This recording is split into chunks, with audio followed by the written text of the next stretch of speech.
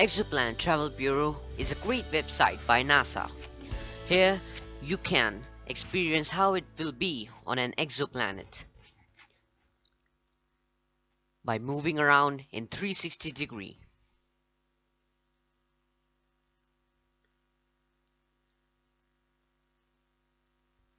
Solar System Visualizer is another great website. Here you can see our solar system and many other stars and planets and their systems, especially many exoplanets. But today we're not showcasing websites, that's for another video. What is an exoplanet?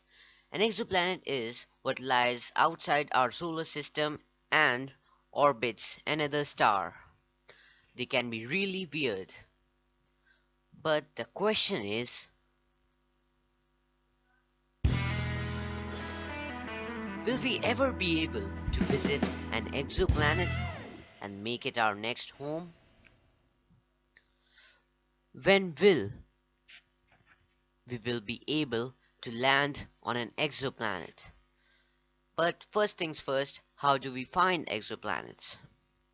Kepler is a brilliant example of telescope that look for exoplanets.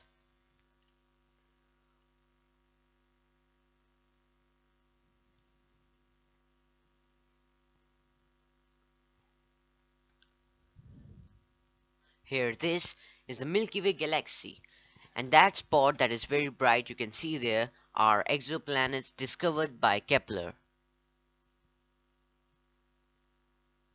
They are divided in two columns, candidates and confirmed. Right now you are seeing both candidates and confirmed exoplanets. And this is the number of confirmed exoplanets. There are billions of them. Right now Kepler has founded nearly 2,000 exoplanets.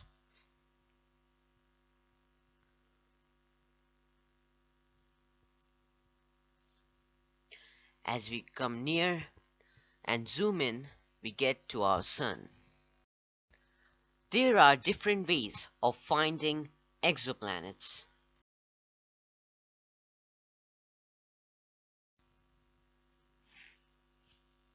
One of them is astrometry. It is the branch of astronomy that involves precise measurements of the positions and movements of stars and other celestial bodies. The information obtained by astrometric measurements provides information on the kinematics and the physical origin of the solar system and our galaxy. Next one is direct imaging. It uses infrared wavelengths to observe planets. Coming up, gravitational microlensing. It is an astronomical phenomenon due to the gravitational lens effect.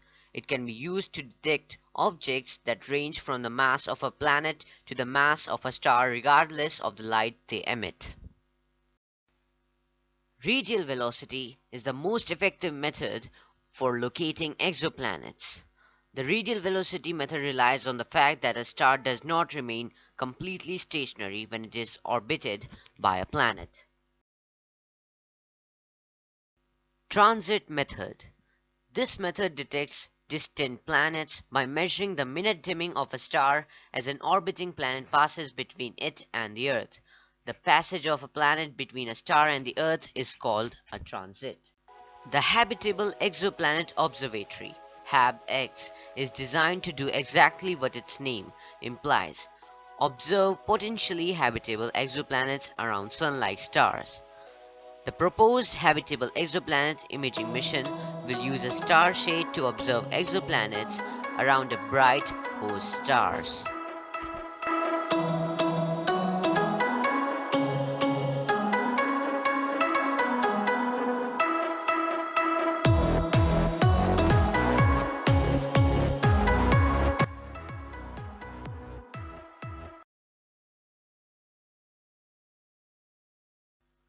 The nearest star from Earth is Proxima Centauri. It is 4 light-years away from Earth, and the planet orbiting Proxima Centauri is habitable and can sustain life.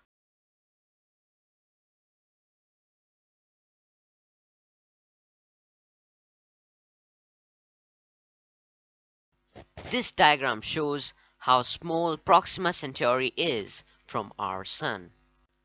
The lighter circle that you see in the middle is Proxima Centauri, and the darker circle that you can see outside is our Sun.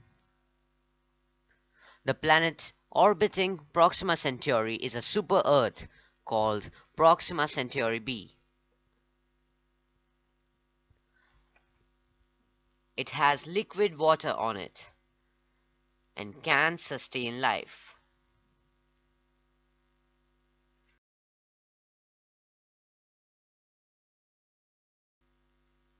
The best part is it lies in the habitable zone of Proxima Centauri.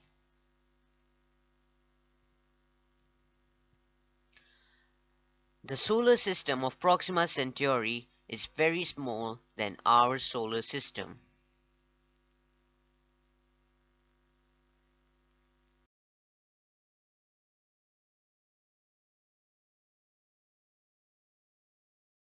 Here you can see how long to travel here at Proxima Centauri from Earth. With a car it would take 47 million years. Through a bullet train it would take 24 million years. With a jet it would take 5 million years. A Voyager spacecraft would take 17,000 years. And by traveling at light speed we would be there in 4 years. Traveling at light speed is very dangerous if you don't have any protection. Even humans traveling can experience disabilities explained by vsauce very greatly. Don't forget to see that video. And the space debris, which is very small, can also cause great damage. Even the ship can explode due to small rocks. So right now we don't have the potential to travel at light speed and reach Proxima Centauri. Thanks for watching.